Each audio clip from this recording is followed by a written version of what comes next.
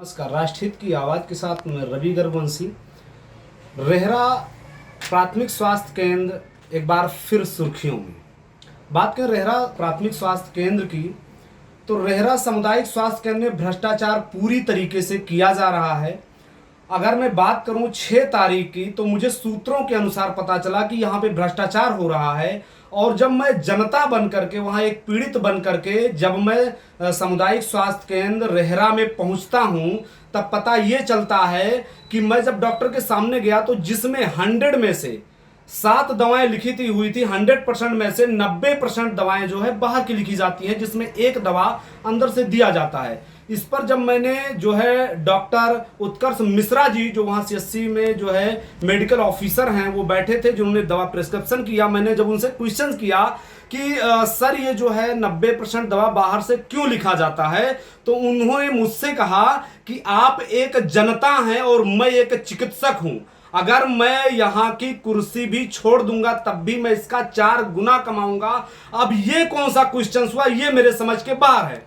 उन्होंने मुझसे कहा कि मैं यहाँ की कुर्सी छोड़ दूंगा फिर भी इसका 4 गुना कमाऊंगा। और वो टोटल जो है कहीं ना कहीं 7 में से 6 दवाएं उन्होंने बाहर की लिखी।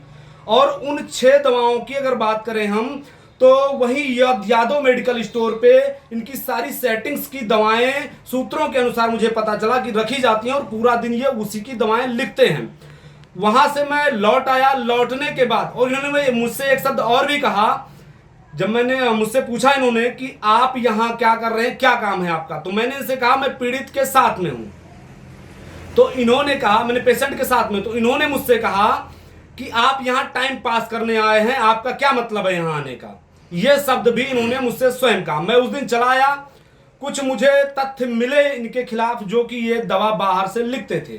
फिर मैं 7 तारीख को सुबह में पहुंचता हूं, तब पता चलता है कि वहां देखने के बाद, वहां लोगों से, कर्मचारियों से पूछने के बाद पता ये चलता है कि ये आज लीव पे हैं। फिर मैं वहां जाकर के जब इंक्वायरी किया, इंक्वायरी के बाद में वहां मुझे कुछ चीजें ऐसी दिखाई दी और कुछ पर्चे भी ऐसे मिले जिस पर इनका कहना है कि मैं शॉर्ट लिखता हूं। किसी भी प्रोडक्ट का शॉर्ट लिखना ही भारत सरकार द्वारा अलाउ है। स्वास्थ्य विभाग द्वारा किसी भी जो है प्रोडक्ट का ब्रांड नेम प्रमोट नहीं किया जा सकता, सिर्फ कॉम्बिनेशन प्रमोट किया जा सकता है। जैसे जीरोडाल एसपी जो कि एक पेन किलर है, अगर उसे प्रमोट करना है तो कहीं ना कहीं एस्क्लोफेनेक, पैरासीटामोल और उसके साथ में सेराटियोपेप्टाइडेज जो उसका कॉम्बिनेशन होता है, और उसको ये कहीं ना कहीं ब्रांड नेम लिख करके प्रमोट कर रहे हैं और बता रहे हैं कि मैं शॉर्ट लिखता हूं, जिसका तथ्य हमारे पास जितने भी प्रमाण पड़े हुए हैं ये सब सामुदायिक स्वास्थ्य केंद्र रेहरा बाजार के हैं, जिसमें देखा जाए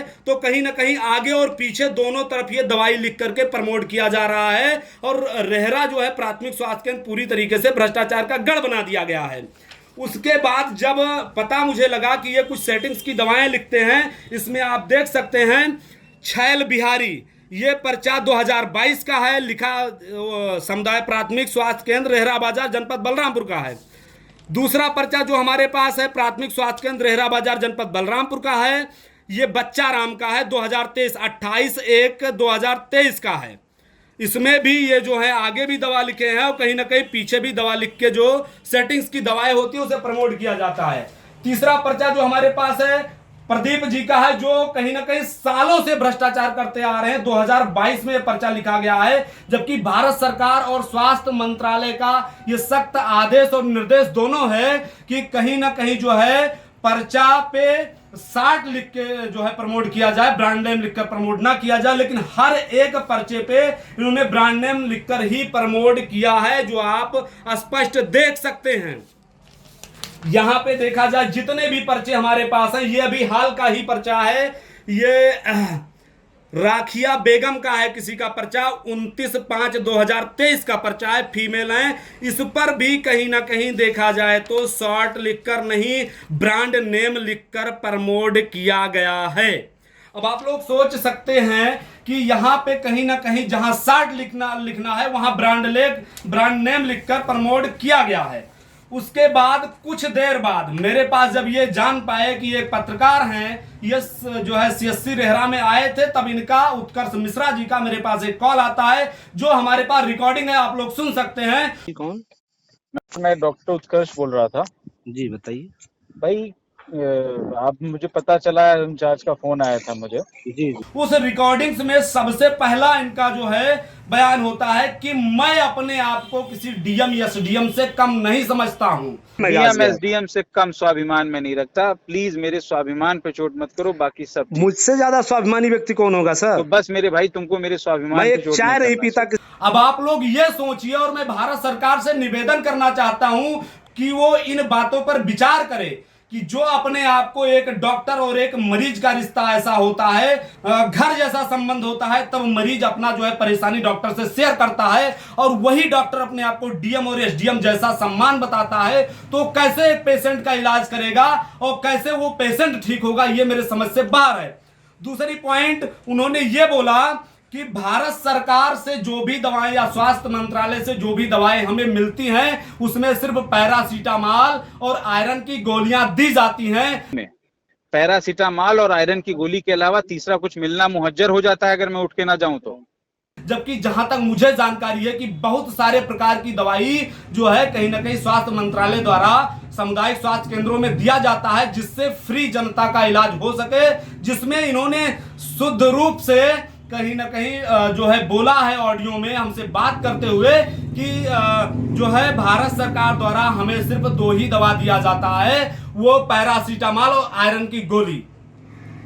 तीसरी पॉइंट यह है कि इन्होंने अपने मुंह से स्वयं इस बात को कहा है कि जब करना है तो वहां के सारे भ्रष्टाचार खत्म करिए, और मैं चाहूंगा तो उसमें हजारों भ्रष्टाचार ऐसे हैं जो मैं स्वयं उजागर कर दूंगा। और आप ये भी सुनिए कि इन्होंने बोला कि एएनएम की डाटा फीडिंग के लिए 1000 रुपए लिया जाता है, रेबीज के इंजेक्शन के लिए 20 रुपए प्रति व्यक्ति लिया जाता है, जो कि कहीं ना कहीं प्रावधान ये नहीं है कि 1 रुपए भी सरकारी में लिया जाए। फिर भी ये आप स्वयं अपने मुंह से बताते हैं कि 1000 रुपए एएनएम की डाटा फीडिंग के लिए लिया जाता है और 20 रुपए रेबीज के इंजेक्शन के लिए लिया जाता है। निवेदन रहेगा कि इस तो गलती बहुत को कुछ बंद गलत हो किया रहा है, जाए। सब रोक दो यार। तुम जो है 1000 रुपए प्रति एएनएम डाटा फीडिंग का लिया जाता है उसको रोक दो। 20 रुपए कुत्ते की सुई का लिया जाता है उसको रोक दो। सब जाके रोको, और अच्छा, सब रुकना चाहिए। पारदर्शिता से काम होना चाहिए। ठीक, बिल्कुल बिल्कुल बिल्कुल, हाँ। 110%। समझ गए और ना? क्या क्या होता है सर, थोड़ा बताने का वो कष्ट छोड़ करेंगे? दीजिए, वो मैं बता रहा हूँ, कष्ट की बात ही नहीं है। तीसरी बात, जब इनसे मैंने बोला कि आप जो है कहीं ना कहीं राम पांडे एक लोग हैं जिनकी आप फार्मा हेल्थ केयर की दवा आप सेटिंग्स पे लिखते हैं, तब इन्होंने एक और नाम का खुलासा किया जो वहां पे काफी दिन से कर रहे हैं, सीनियर डी फार्मा है, सीनियर फार्मासिस्ट है नरसिंह पाठक जी का जिक्र इन्होंने किया कि वो सेटिंग्स की दवाएं लिखते हैं। नहीं लिखा मैंने, उनकी या दवा तो मैं झूठ पाठक बोल जी रहा हूं। उनकी दवा पाठक जी लिखते नहीं हैं। सर, या तो जब ये स्वयं कहीं ना कहीं भ्रष्टाचार में लिप्त हैं, तो आप सोच सकते हैं कि जब स्वयं एक मेडिकल ऑफिसर भ्रष्टाचार में लिप्त है तो नीचे स्तर के जितने भी कर्मचारी हो भ्रष्टाचार कैसे नहीं करेंगे। और इन्होंने स्वयं इस बात को कहा कि कहीं ना कहीं मैं जो है उसमें से 1000 ऐसी कमियां निकाल सकता हूं उस हॉस्पिटल से जहां मैं बैठता हूं, जहां मैं स्वयं बैठता हूं, 1000 ऐसी कमियां हैं जिसमें भ्रष्टाचार किया जाता है।